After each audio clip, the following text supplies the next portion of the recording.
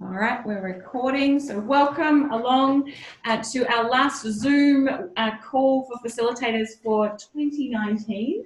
That's slightly scary, but you kind of get that. The year has flown by.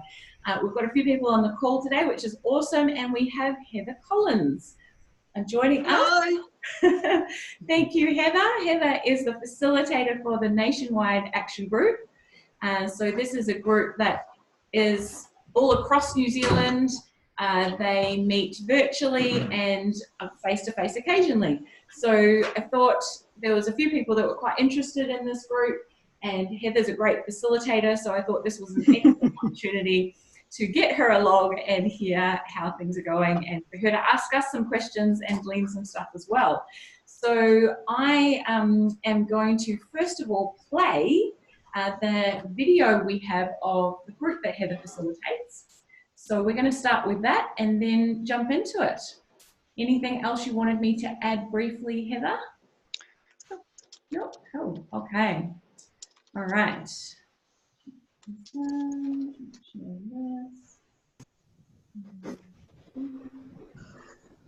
All right.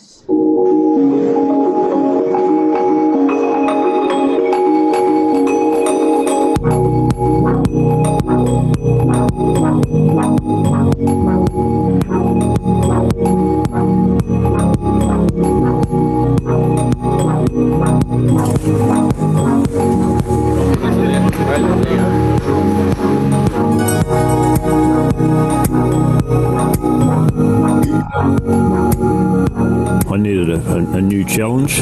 Felt like I'd had a bit of time where we'd just been going through the motions. I thrive on having a challenge and being challenged by others. When you, say, are a top performing farmer in your area, everyone looks to you. But who gives back to these farmers? Who challenges them? Who pushes them? And I think they were just looking for something a bit different, more of a challenge, connecting with people out of the areas, talking about bigger issues than pastures and soil.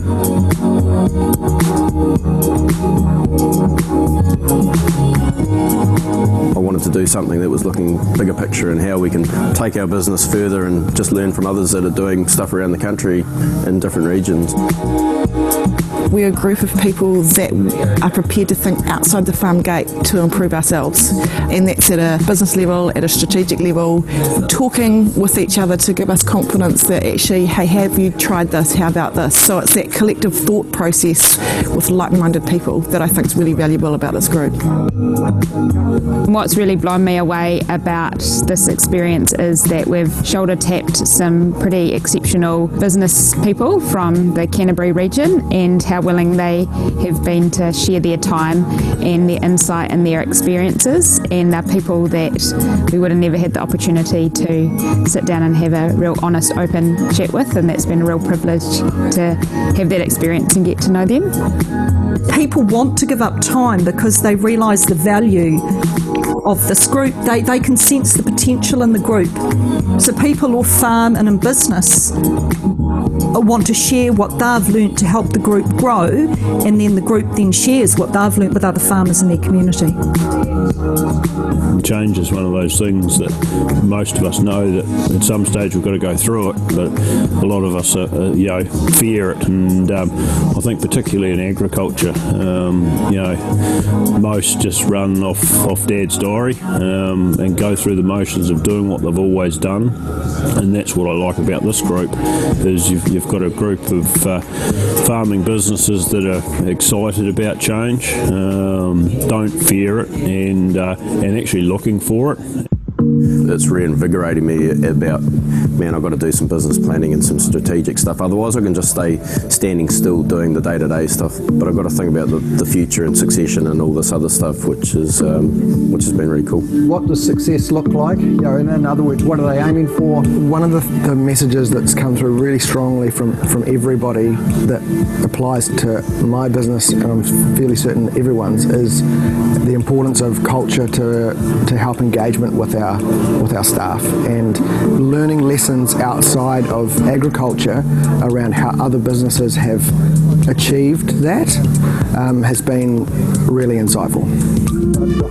What came to me from the speakers is when you see an opportunity is to have a go at it and take some risks and be brave and not necessarily have to have all your ducks lined up, but to back yourself and take those opportunities and really get stuck in and give it your all, and it will lead to the unknown but some exciting things as well.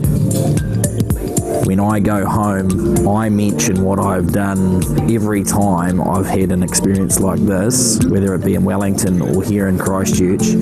I have referenced it on a weekly basis, whether that be in our board structure, whether it be to other farmers within our district, around how important doing this sort of stuff is to move your business forward.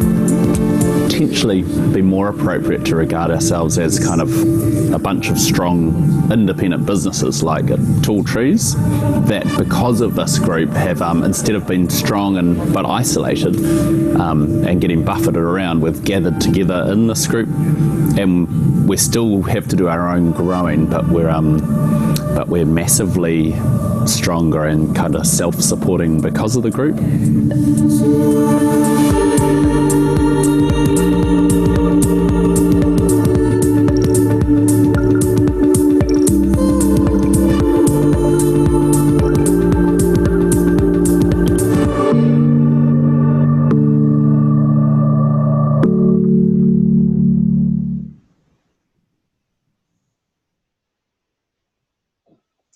Okay, so what I'd like everyone to do, can you all take your mutes off, please, so we can talk? Issue with photo back.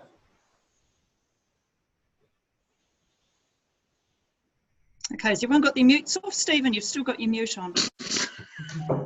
Okay, so what I'd like you to do, we've just heard from the farmers. What are some words or phrases that you heard that have stuck in your mind from the video?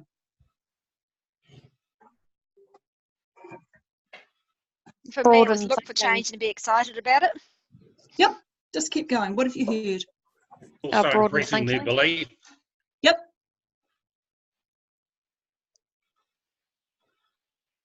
Being organised. Yep. Keep going. Planning. Yep. Empowering others. Awesome. Challenge. Yep. Culture of engaging with staff. What, okay, so while you're watching it, what excited you?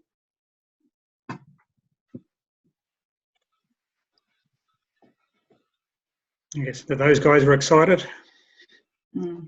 It's their level of engagement of actually developing themselves sort of through others. Yep.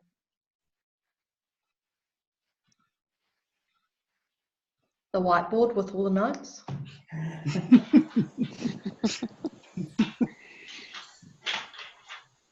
They were very tidy notes, though. I got excited, Heather, by your use of masking tape name tags and photo cards, but also hearing what the farmers in the video were saying about how much they've got from the group. Yep. Did anything challenge anyone's thinking? Is there anything that challenged your thinking?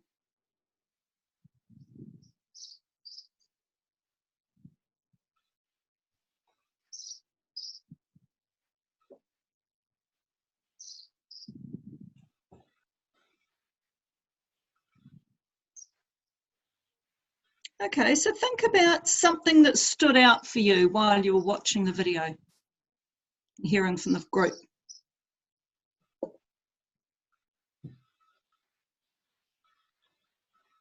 I guess dealing with big picture issues rather than on-farm issues.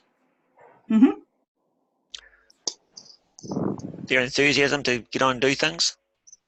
There was also the point where one of them made that they made the point about not having all their ducks lined up in a row, so they didn't really, it didn't worry them that they didn't have their final sort of plan or end point, but they knew where they were trying to work towards.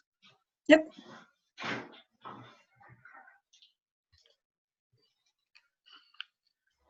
Okay, so what I'd like someone to share is one thing that you're going to think about or do differently or as a result of hearing from the farmers today?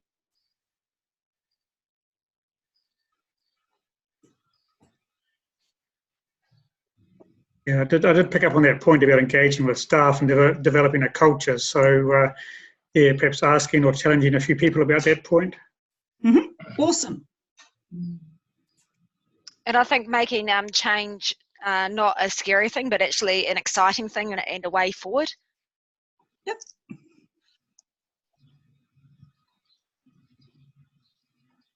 Probably just trying to increase the level of engagement of some of the ones in my group.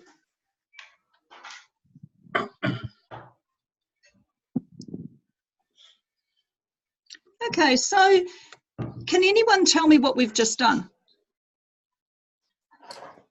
What we've just done right now as a group in this 2 minutes. What have we just done? Does anyone recognise the technique? Orid. Yeah, okay. So if I was to use the phrase orid, do all of you have an idea what that means?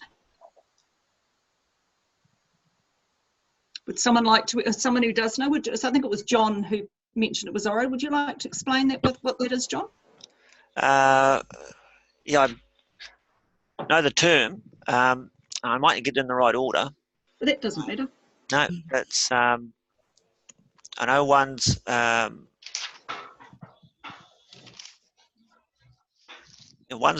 there's a reflection in there.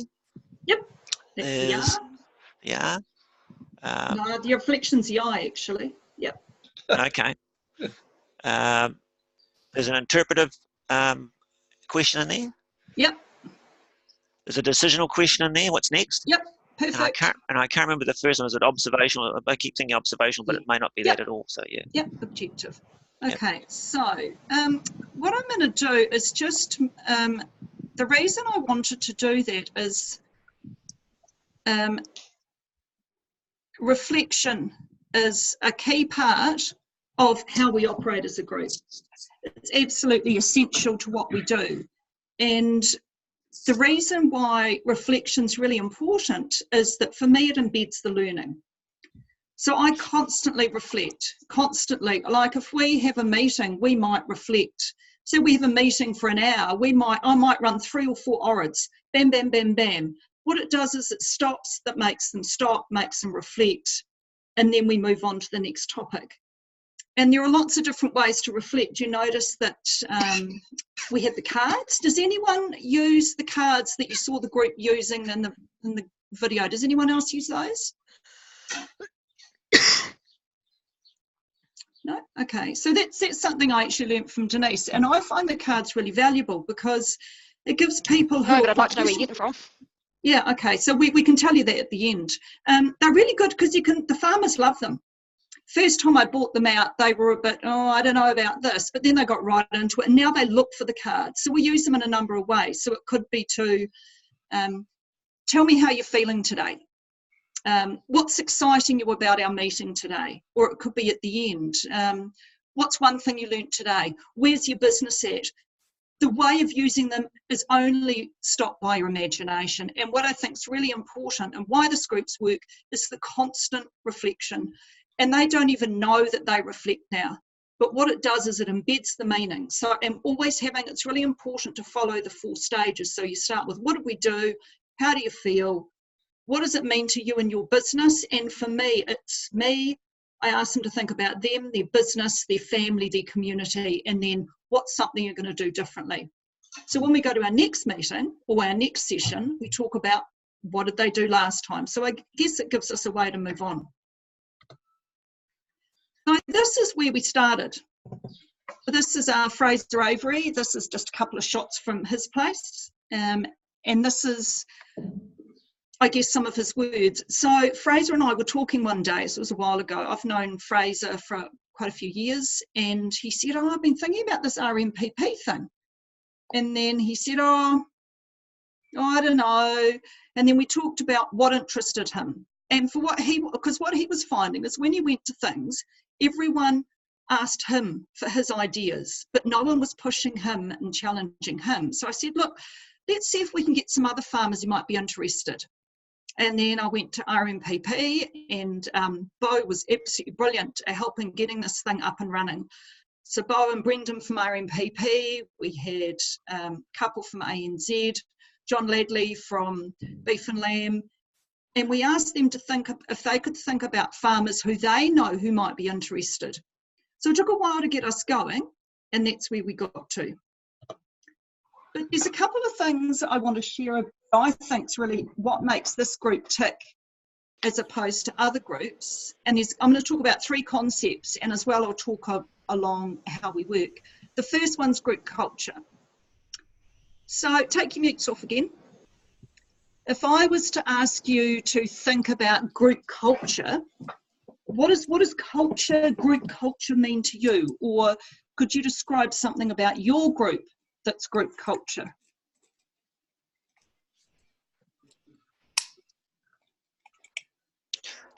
John here. Just, yeah, go, John. Yeah, I'm just thinking it's the attitudes, the behaviours within the group towards one another, as well as towards the group once they've left the group. Yep, excellent. Yep. To me, it's about how they communicate. So they communicate in a positive sense and a constructive sense. Yep. What else have we got? Yeah, so it's sort of like the atmosphere or the environment within the group, and I'd like to think that people feel it's a safe environment and that they can trust each other. Yep. Yeah. Anyone else want to share anything about their group? It's really, yeah, it's sort of all been said really, but it's that development of that trust and support for each other, and questioning each other's actions and stuff like that in a reasonable way, not a derogatory way, but yeah. And people being honest with each other, I guess. Yep. I'm just writing down what you're saying. It's all the things you've said are so much a part of culture, and I think that as facilitators, we discuss culture without even really discussing culture. And I think for me, there's a few things that, because we meet differently to other groups, so we've been going just over a year, and we've just done our 13th activity. So we are very active, we meet regularly.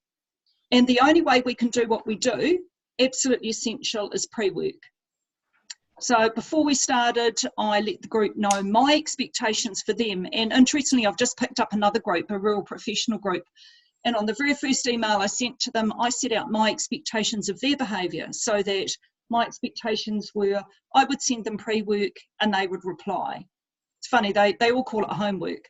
So that's really important, I think, to set that group culture. So we have pre-work. Sometimes the group might get 4 to 5 lots of pre-work, 1 a week. Sometimes it might be 1 lot of pre-work. And this is things that they're going to think about. A YouTube video they might watch. It could be information about where we're going, but it's something that gets them all thinking in the same space. It's much more than information. It's about, like, I might send them a YouTube clip for them to look and think about, to get them thinking about something. Another key thing for us is expectations of behaviour. And we often have new people coming in and working with the group, and what the group do is one of the group, if we have, let's say, John, I can see John on the screen. So John's coming in to talk with the group. So someone in the group will explain to John about how the group works. So they explain the group culture, they explain about the expectations of behaviour, they talk about confidentiality. So it's not coming from me, it's coming from them. There's another concept that I want to talk about, identity. Has anyone got any thoughts around identity, what group identity is and how it might work?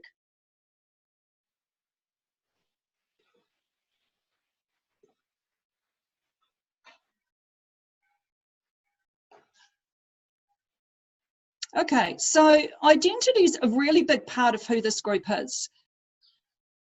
Both groups that I work with have chosen their name themselves. I haven't chosen the name. All I've helped them do is facilitate the process. So for them, they have a very strong group identity. And I'll just run you through a couple of things. So this is what they call themselves. They call themselves the Convertibles. Everyone else calls them the Nationwide, RMPP Nationwide Group or something like that. But to them, they're the Convertibles because they're converting grass to meat. They're converting stories. They're converting a whole lot of things. I can't remember all the things that fit under Convertibles. So under their name, they have a vision and they have values. Their group vision is to enhance and enable our family of businesses. And they've also developed a value set, which ties in with the group culture. And I'll just read you a couple of the things that fit under their values. So collaboration. So this is their wording. We seek to work with others. We encourage diversity of knowledge, thought, expertise, experience, background, and location. So in terms of innovation, we're motivated, we're curious, we will encourage and invest in new ideas. In terms of authenticity, we are credible. We embrace and celebrate our precious farm life. And in terms of respect, we care for our people, our land, our animals, and the environment. We respectfully challenge the status quo. We respect other people and their views. We recognise that respect requires honesty, fairness, and empathy. The group are really proud of their values. They like to share their values with others. So when, for instance, someone's coming to work with the group, they ask me to send information to another person. So I send them this information about their vision and their values, which means when someone's coming in to talk with the group, they're not being told, oh, you're coming to talk with 7 farm businesses, some farmers. They get this. So immediately changes how people interact with the group. I think, and you may be thinking, oh, that wouldn't really work for me. But you might be surprised how, if you get people talking, the people in the group talking, we'll run through this shortly about how we actually did this process, because we did it via a Zoom call like this. The group has become very deep. It's become very much a part of who they are. They're very proud to be part of the group. And I think that's one of the key successes of the group and why they seem to work so well. Let's look at how we do work. This is most of our communication is virtually. I reckon it's about 90 to 95%. And the photo you can see there is just a meeting we had one night. I'm just sitting here like I am right now. We have night meetings from 7:30 till 9 after everyone's got their kids to bed. This is Amy and Nick, and Amy's actually hot glue gunning an outfit for her daughter to wear to some school event the next day. So people sit there and we talk. And I think the big thing about virtual, it gives us flexibility and diversity. So what I'll do is, there are some challenges. We should actually point out the main problem we have is my internet, because we're rural and our internet's really dodgy and it can be quite unstable. And if other people have got unstable internet, then we cut in and out. And it's really funny. Ruth and Mike, if they run their dishwasher, they can't have a Zoom call at the same time. So they can't run their dishwasher. And if they have the radio on, so the dishwasher and radio means we can't hear them at all and they break up. And if Andy's sitting in the wrong place in his house, we can't hear him either. So trust me, it's really challenging doing this. But we've got a number, I'll just run through some how we do things. So our virtual meeting can be daytime or nighttime. So if we do it during the day, we use the ANZ video conferencing facilities. So I drive into town, into the bank, and then everyone can dial in from home. And if we have a speaker during the day, then that's how we usually run it. And if we do it at night, which is usually 7:30 till 9, I just do it from home. We have these social beer meetings, and by that, everyone usually has a beer or a glass of wine, and we all get, I don't know whether you can see me, but we all get our glasses and we all touch them up to the screen and go, cheers. So we're all sitting around having a beer together. And they're really social meetings, and we talk about what's happening and what hasn't been happening, what's happening in the district and who's done what, and who's having problems with what, and the gossip and everything else. And then we talk about what are we going to do next. Then we have our more serious meetings, which are our planning meetings, where we have full-on facilitated planning meetings. And it is perfectly possible to facilitate over Zoom or via video conferencing. I've got a photo to show you soon. So we have these planning meetings. What are we going to do? What are we going to do next? What are our goals? Then we have our speaker series. And these speaker series are really, really cool. So I got the idea because MPI have these lunchtime speaker sessions, and I thought, why can't we? So we have them over lunchtime, and we'll get someone amazing to come in and talk with the group, and it's always via Zoom. We tried a panel. The speakers meeting before last was a panel. We had two staff from MPI, we had 2 RPs get together. When we have a speaker series, it's very organised. We have the topics. Everyone has to provide questions to me. Then I send the questions to the speakers so they're prepared. Everyone knows what's happening. It's very strongly facilitated. We have a lot of reflection at the end, reflection during, to talk about what we've learnt and embed the learning. And I just have to say a big thanks to the ANZ, because I couldn't do what I do without the use of their facilities. The other thing we do is WhatsApp. I don't know whether any of you use WhatsApp with your groups. Do any of you have a group chat with WhatsApp with any of your groups?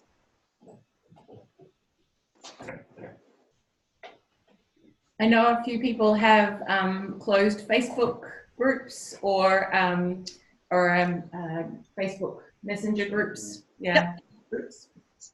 Yeah, same sort of thing. I mean, WhatsApp's absolutely amazing for us because I can put something out, bam, bam, bam, and they're really good. They'll reply quickly. Like it might be, hey, does this day work for you, or whatever, and it's really instant. And the other thing I found absolutely fascinating is how the group use WhatsApp. They use it just to keep in touch. They'll send photos. Someone put a photo today of they were putting some heifers through the yards, and it was a lovely day, so they sent a photo for people to look at. And you see the most random photos that come up. But what's fascinating, I'm just going to look at my WhatsApp to give you an idea, is what they talk about. So it might be as simple as someone will see an article in the Herald and flick through the headline and say, hey, you need to read this, or send a link. It could be a link to a podcast. It's just incredible how quickly and efficiently they communicate as a group. So that's really useful for them to keep in daily contact.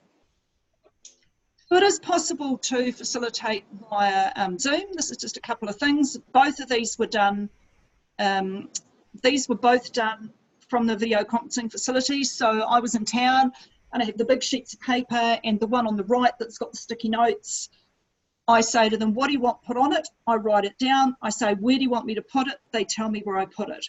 So it's the same process as if you're in a room.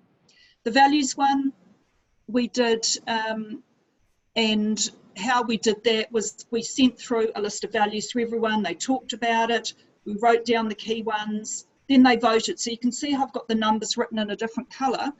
As couples. So they were sitting at home as couples doing the work, and I was sitting in the ANZ facilitating, and they told me their numbers and they voted, and that's how we ended up with our values. That values exercise took us, I think, 15 to 20 minutes to get a value set. I would expect that to take possibly more than that if we were doing it face to face. So it's not like it slows down the process doing it via this. We also have these face-to-face meetings. The photo here is our very first meeting in Wellington, and that was quite a turning point for us as a group. I think the key thing that the face-to-face give us is people can build and cement their friendships and trust.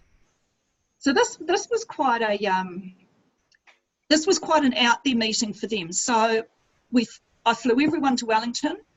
Had the ANZ supporting us, and this is in the big ANZ building on the 12th floor.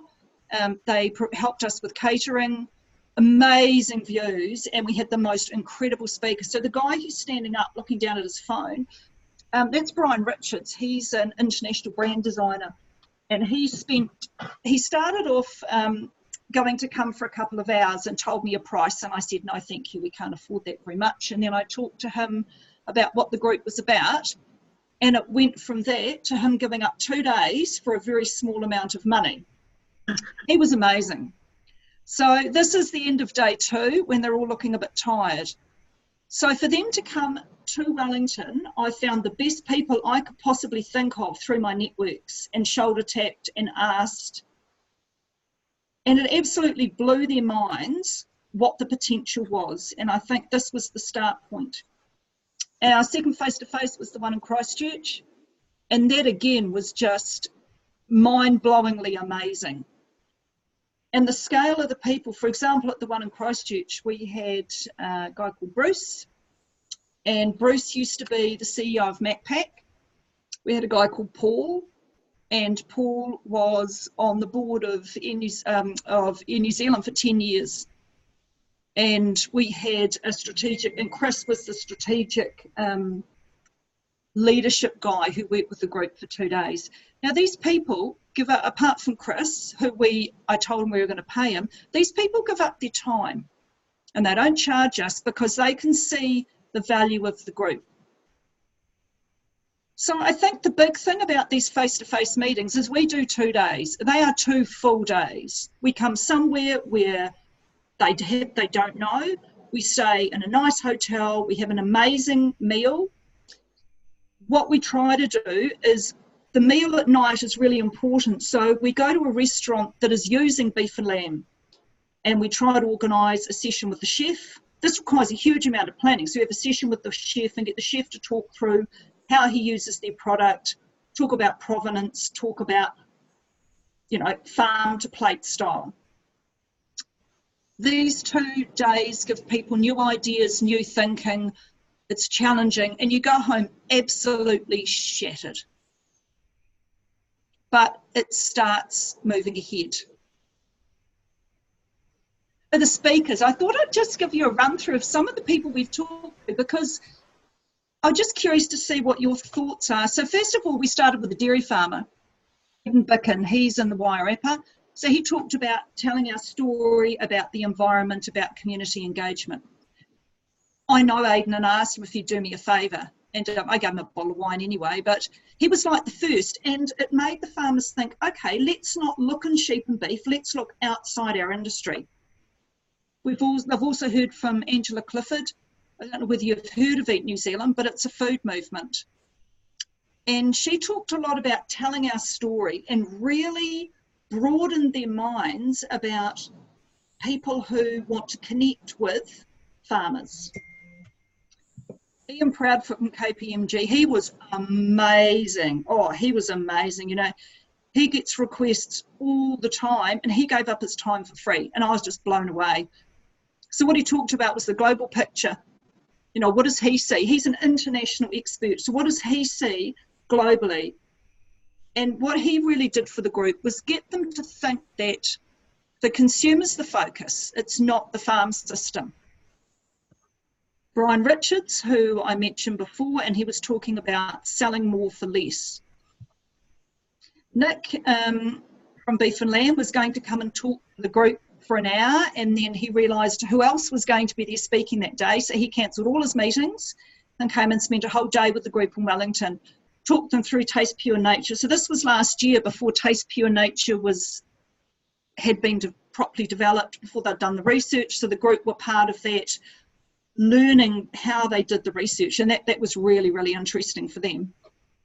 And then we had our MPI and speaker panel around greenhouse gases and carbon. So that's just a small snapshot of some of the things that they've done. And I'm interested if you could take your mutes off, what you think about the list of speakers that are there. Is there anything that stands out for you? Anything that might be a bit different from the sort of speakers that you use?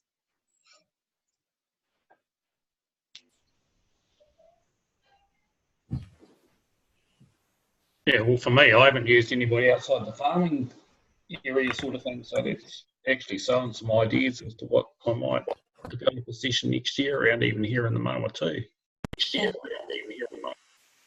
Yep, cool. For my groups, the guys mostly wanted stuff inside the farm gate. The only one that would be similar would be on trees and greenhouse gases. Trees and carbon. Most of my groups have had speakers on trees and carbon. Yep.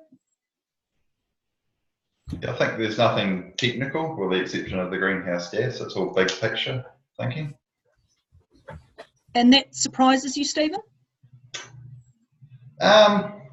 Well, I guess you've set the scene to start the group thinking in that direction. Whereas I guess a lot of the groups do head down the technical route.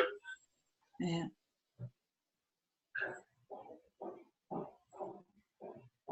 Any other thoughts? Calibre of the speakers. Yeah. What do you mean by calibre? Well, we've got some international, some with international profile there that are right at the top of their game in a global sense. And I think, some of you mentioned technical, and I think that for this group, they were used to getting technical. The industry delivers technical. So they didn't know what was out there until I started putting some of these high profile people in front of them. And now they have expectations of me finding high profile people and high caliber people. And it's like, mate, the pressure. But anyway, I think that, so often as an industry, I think it's enabling people to think bigger than what happens in the farm gate, opening their eyes. I think that's been one of the biggest things for me, is seeing how the group's grown with the access to people like this, how their thoughts have changed, how having a concept of the big picture has helped them in some of the on-farm stuff. And then, I mentioned the strategic planning meeting. I'd just like to share something. This is my third concept, is power. So now I want you to take your mutes off again and tell me, we talked a little bit about culture, we talked a little bit about identity, and now we're going to talk a little bit about power. So if I was going to mention the word power and group in the same sentence, what would you think?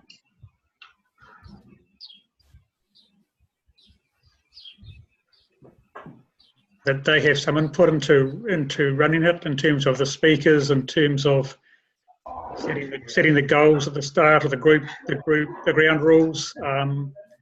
They have some say in it. Yep. Yeah, So autonomy. Sorry, what was that? Autonomy? Autonomy. So who's got the autonomy? The group has the autonomy to say what they want to do. Yep. All the group members are just feeding off each other, which is creating more power. Yep. Oh, that's a good one. I like that one. So so with this group, where do you think the power sits with this group? With the group. Yeah, absolutely. Okay, think about your groups for a minute. To be honest, where do you think the power sits with your groups?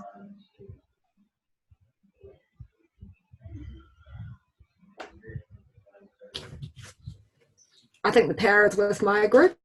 Yep, cool. I think that, often as an industry, especially in the sheep and beef industry, there's Denise and I wrote a paper about this that's going to be published, and just put a plug out there, and we've just been accepted for a big international extension journal. And Denise and I wrote about the power and the industry culture, and a bit how, it's always been in the past that the subject or the experts hold the power.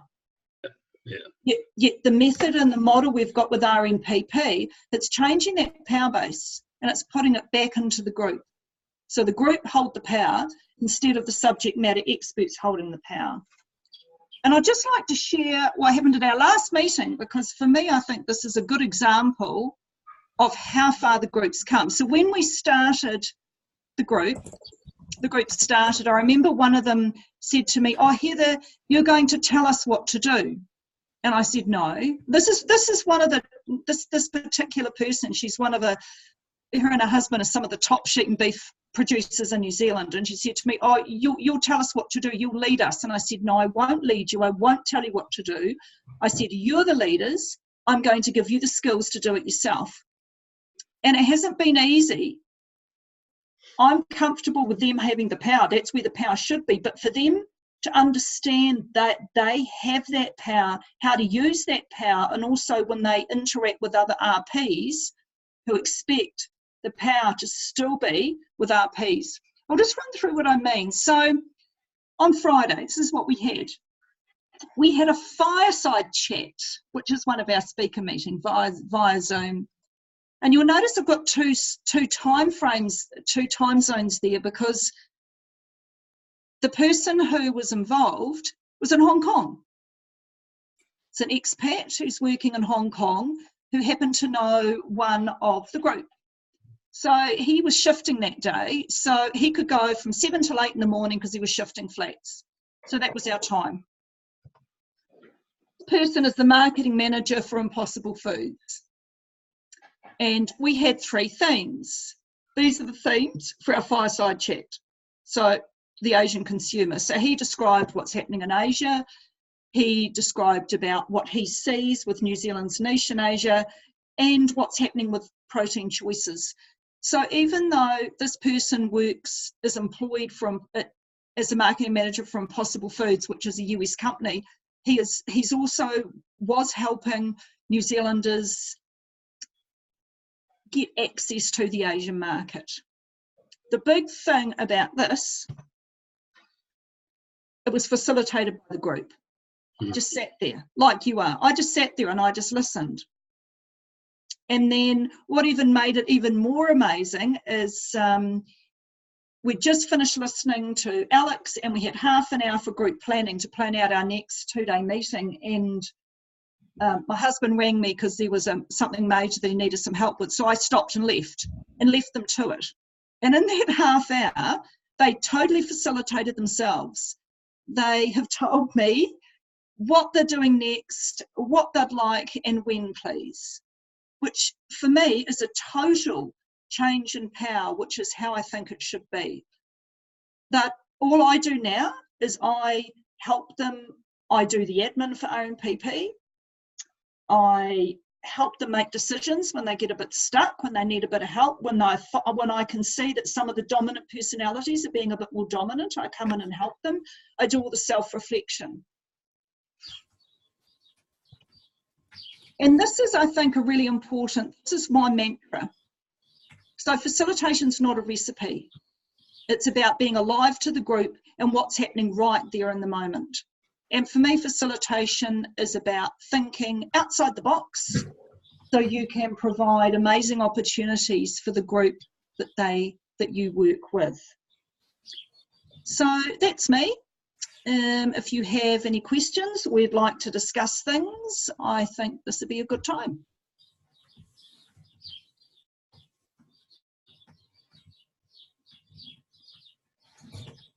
How do you find all these high-profile speakers? Is that just through conversations with people, or? Some of them are people I know. I'm also incredibly ballsy, as Denise will know, and incredibly pushy. And like when I was thinking about who would be amazing, like I always believe you aim for the top. If you aim halfway down, you end up at the bottom. So I always believe you aim for the very top, the very best person you can get. And I thought, who do I know who's incredibly high profile? Ian Proudfoot.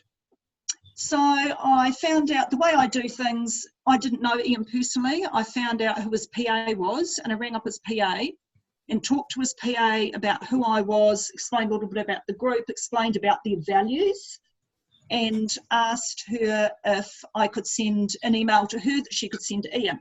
Right, this is the process you go through. So I sent her an email. She sent it to Ian. Ian came back and said, yep, he'd love to talk to the group. I mean, there was a lot more conversations and things like that in between then. So then I asked the group for their questions and I sent them through to Ian and said, this is what they'd like to do. And then in between times, Ian had to go to Singapore. So he did this amazing, even though he had to go, he still kept his commitment. So he did it via Zoom. And he was just brilliant.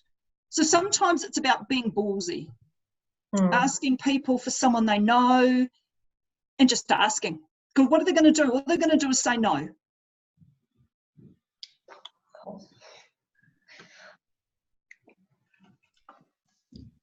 So Heather, it's actually taken a while for the farmers to get to that stage where they are managing the sessions themselves then?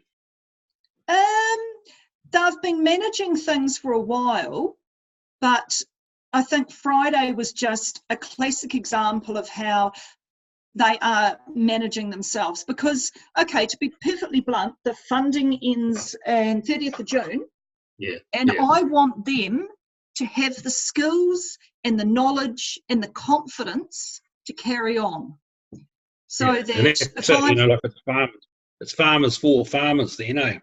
Absolutely, and that's what I've always had a goal towards, that I've given, you know, I've taught them things, I've shared ideas, and if I had always been doing it for them, they wouldn't have the knowledge and the skills to be able to do it themselves. And I think as a facilitator, that's absolutely essential. It's always about the group, it's not about the facilitator, giving them the skills. So, okay, if we stop after the 30th of June, that doesn't matter because they've been on a real journey. Yeah. And and that Christchurch meeting, I did most of the, pretty much 99% of the organising for the Wellington meeting. For the Christchurch meeting, I did about 50% because by then, members of the group were stepping up. All the speakers, they found them themselves and through contacts that I had. So it's about people involved. And the next meeting, we've got one in May that's in the Hawke's Bay. One of the farmers has put his hand up and said, yep, we're going to do this and this and this. And I'm going, awesome. The next meeting we're going to have in February. 2 of them have already said, yep, I know where we're going. So I help them. Yeah. They are really, I guess, you know, they tried it once and it worked. And it's like having the freedom, giving them the freedom, and to use, I can't remember, I think it was Briar's word was autonomy. If they have freedom and autonomy, it gives them confidence and they just fly, I guess. It builds their self-efficacy. It's not confidence. Oh, sorry, Doug. I should have said self-efficacy. Are you Dr. Doug yet? No. Okay, so yes, self-efficacy. Yeah, which is confidence, but we won't discuss that. No, we won't. But yeah, that's what I've noticed with my ones. Initially they wanted me to sort of organise everything, and because I sort of said, well, no, that's not what I want to do. I want to sort of do a bit like you, Heather, and actually get them to develop these skills because they're so used to everything being organised for, and they end up by not getting something that's actually of real use to them. Yeah, so the way I like to do things, and also with the RP group I've got now, is they choose. They organise the food themselves. They organise the venues. And if it's just that's right, we've got that thing next week we've got to turn up for, they're not invested in it. No. If you're invested in something, you're going to come along, you're going to turn up, you're going to learn. These guys in both groups I've got now are incredibly invested. Yeah. And that's what I mean about that power. So they're invested. So, you know, I've heard people say, oh, you know, how do you get people to come to your meeting? And I had an observer at the first of our RP meeting on Monday, and the rural professionals get back to me with WhatsApp. They reply within half an hour to an hour because that's my expectation, and email is that day. And she said to me, how do you get people to do that? And it's not about getting people, it's about that culture, a culture of being invested, about belonging, about ownership for me.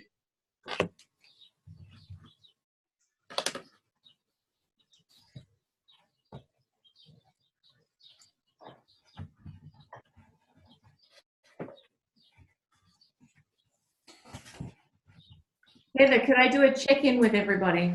Yep, you go for it because I'm done. No. Oh, well, yeah, so. Now, is it Will that Enten Tekwiti? Yep, that's me. Excellent. Welcome, Will. Any comments, questions you have? No, thanks, Heather. I had to duck in and out a little bit. It's the only thing in my head was this: your group is looking at a lot of big picture stuff, whereas it sounds like quite a few of our other groups are all down at the technical level. And I'm just wondering, is it because the farmers in your group have sort of nailed the technical stuff and now they're thinking about other things, or how do you, or they're just naturally big thinkers? Yeah, it's a good question. I think that they get technical from other places. So some of them are members of other discussion groups. And it was interesting, a couple of them got asked to be members of, one of them got asked to be a member of 3 different RMPP groups. So he had to choose which RMPP group he wanted to be part of. And he chose this group because he could see that it would give him something else that he wasn't getting in his daily life, which is that big picture, which is the big discussions. I mean, these guys talk technical, trust me.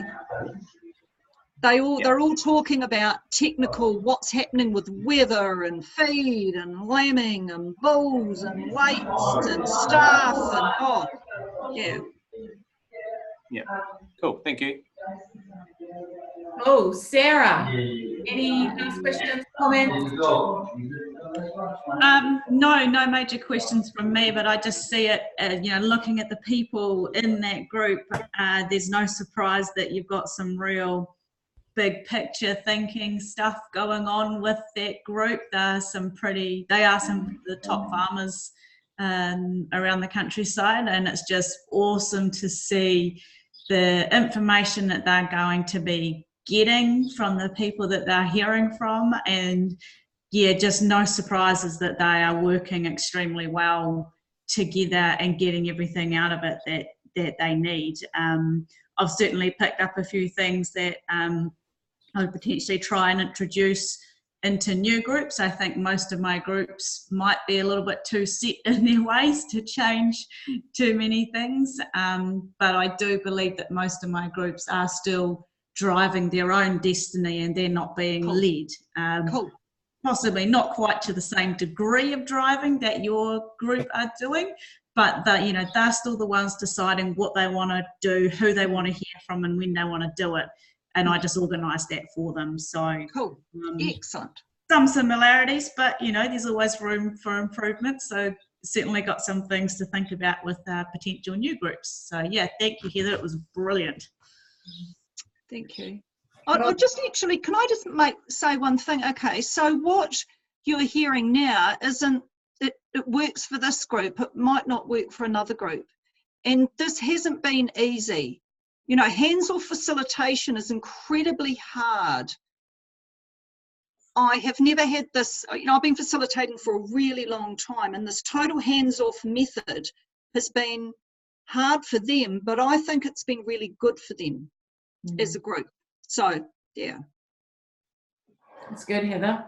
Briar, any comment, question? I just really like that idea of that farmers do get a lot of technical thrown at them, but they don't get a lot of big picture. So I thought that was a really cool concept.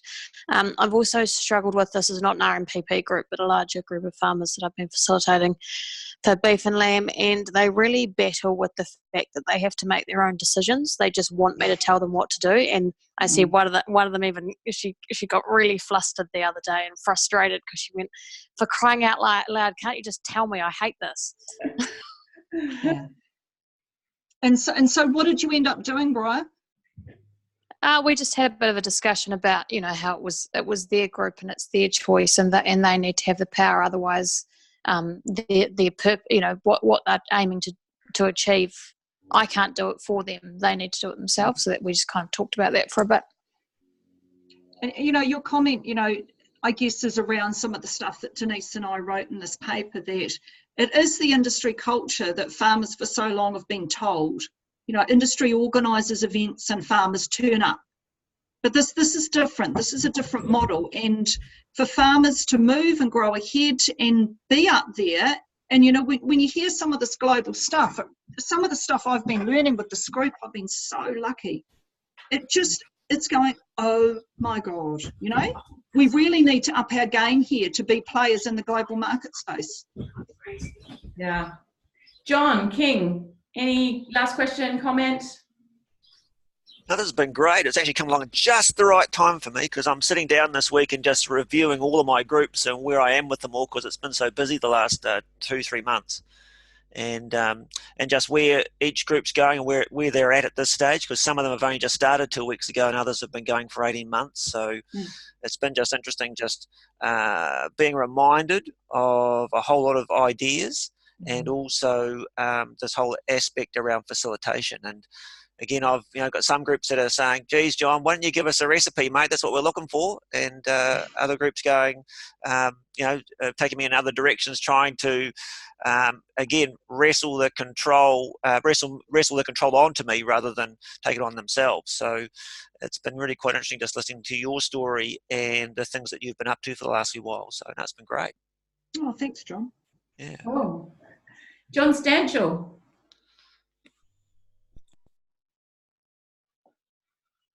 Oh, has John disappeared? I think John might have disappeared. No, John, you're on mute. Sorry, it might be easier, better. Amongst the groups I facilitate, there's a range of responses, and then some of them have just wanted to really be led, I guess. They haven't put a lot of effort into it. And yeah, you have to remember that not all the farmers in New Zealand are like the group that Heather's got, so we're going to get a range of responses. However, I'm still keen to think about some of the groups I've got and how to perhaps work a little bit differently with them in the future. And also, I think once the funding stops, things will change as well, and there might be some new opportunities there. Absolutely. Leslie, any last questions, comments? Yeah, that's an awesome group, Heather. I want to be in that group. It looks awesome. I think that for the group that I facilitate, it's we have actually done a lot of technical stuff. It's all been much more about strategic planning and really bringing them up the curve in the financial sense, looking at diversification options, environmental, greenhouse gases, things like that. But they do want to look at some of the more technical stuff. So at the end of the day, it's their group and it's what they want to do. So I guess it's managing that. Yeah. Yeah. But they all got a lot of value, especially out of the strategic planning with Geordie McCullum. He was that was really good. That's cool. Megan, any comments, last questions, or anything? No, that was really good. Thank you.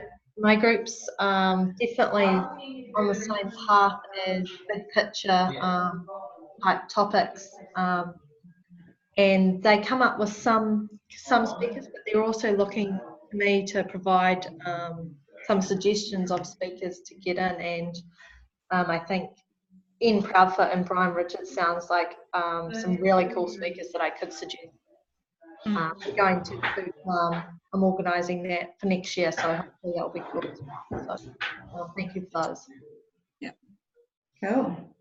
Stephen, any last comments, questions?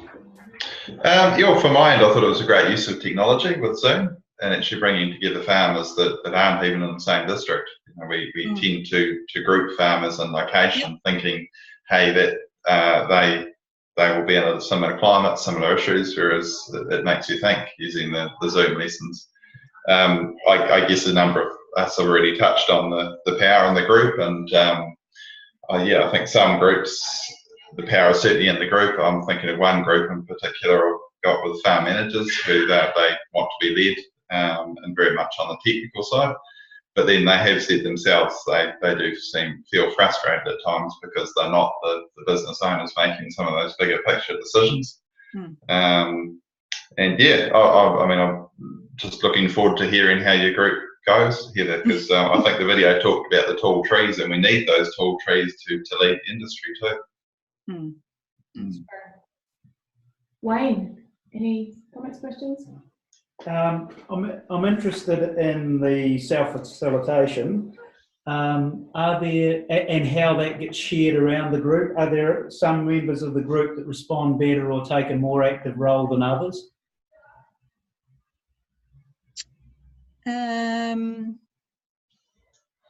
They all.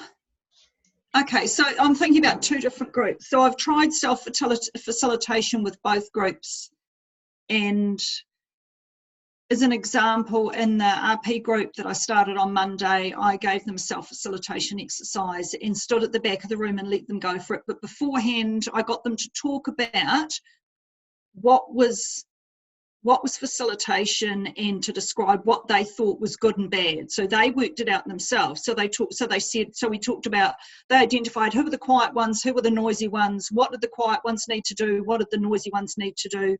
We talked about, things like not shifting other people's ideas. They were doing a grouping exercise on a big piece of paper.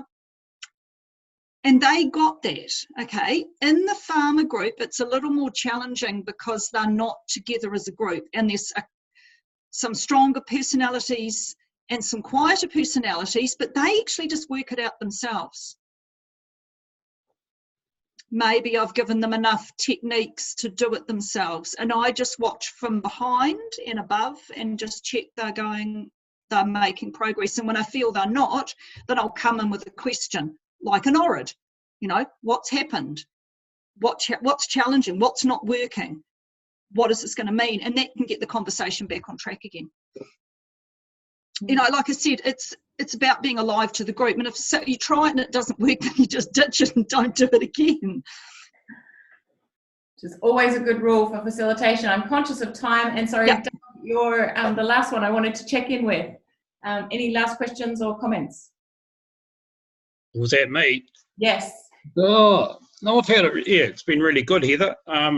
Thanks, Doug. It's given me some ideas. Like, my guys want the technical stuff, but I think I might be able to link the technical stuff to the big picture stuff. So, yeah. And that's what I think we need to do, so they can sort of see why they're doing what they're doing.